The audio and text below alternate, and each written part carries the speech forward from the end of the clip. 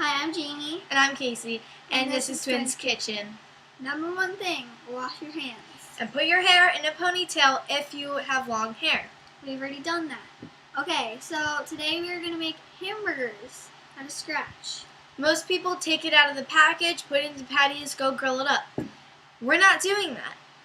Okay, first you're going to need a large bowl, it's yay big. Meatloaf mix or ground beef, a pound. A sharp knife. That's just the beginning. You're going to use a sharp knife to open the meatloaf mix. You can use a regular butter knife, scissors. You can wear gloves if you're not comfortable touching meat. Yeah. But remember, if you're not using gloves, after you're done mixing everything, wash your hands because you can get very sick. Okay. So it's all ground now.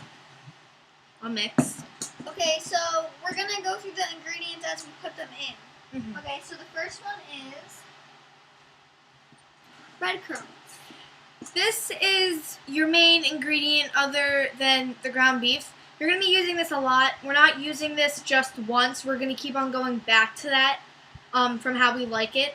So We suggest this company of breadcrumbs. Progresso. We're using the Italian style. We usually use the regular style, but it doesn't really make much of a difference. I mean, it's breadcrumbs.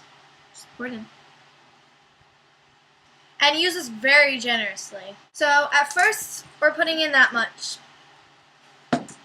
Mix this.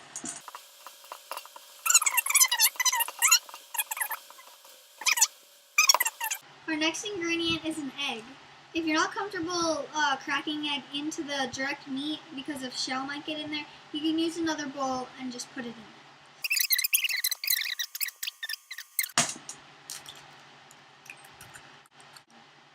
So it's cracked. Put it in your sink. Rinse your hands off a little bit because you don't really want all that egg on your hand. And you have breadcrumbs on it a little bit. So mix that. And again, you can use gloves. This can be a little gross. Yeah. Okay, so our next ingredient And it doesn't look different at all. is ordinary ketchup. You don't use too much of this. You don't use like a little bit. You're using like about 1 squirt or 2, however you like it.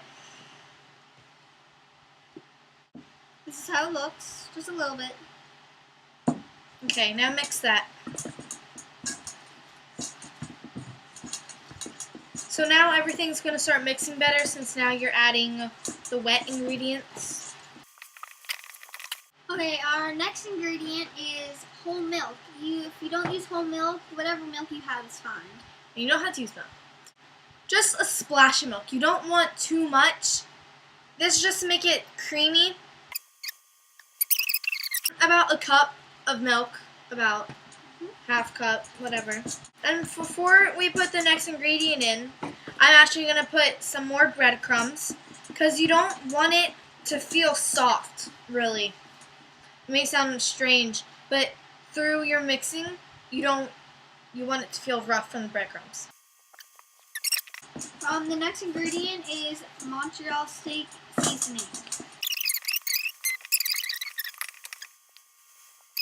And we only use about like a 1/4 cup, less than that. Not too much of this because you're putting many other spices in, so you don't need too much. Okay, the next ingredient that we suggest you use is Worcestershire sauce. It doesn't have that much of a taste, so you are going to use quite a bit. After you're mixing the Worcestershire sauce, it should look kind of brown now.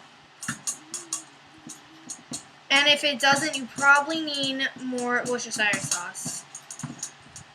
It's still going to look a little pink, of course. The next ingredient is liquid smoke. And this is just to enhance the smoky flavor. You don't use too much of this because it does have a strong flavor. It's about the same amount of the milk, just a splash. The next ingredient that you're going to want to use is tarragon. What I do is I fill the cap The next ingredient is thyme leaves. Yep. So you're actually gonna pinch this. You're gonna put 3 to 4 to 5 pinches, however you like it.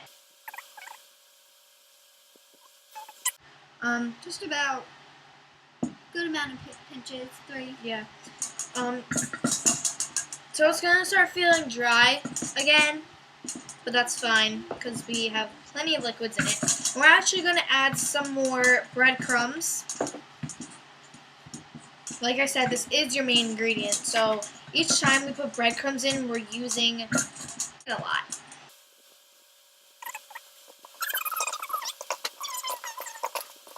The next ingredient is garlic powder, and just use the cap.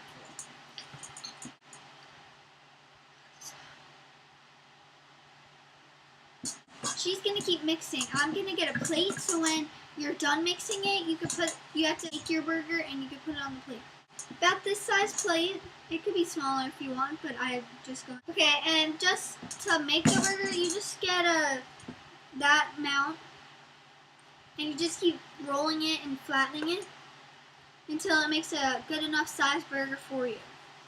And the burger does shrink while you're making it, so keep that in mind. Don't make them too small so that when you're done cooking them, it's not that much. You want to make it bigger than the roll that you're actually using. So when it does cook, it fits the right amount of size of the bun.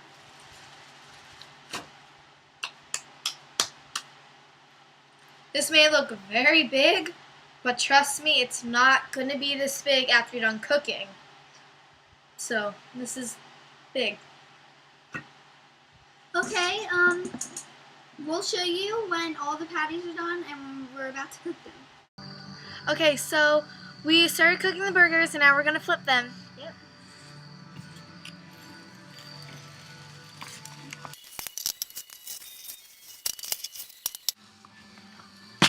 And that's the burger so far. So the burger's done, and We made a side of fries with them. we're just putting the cheese on now. This is how they look.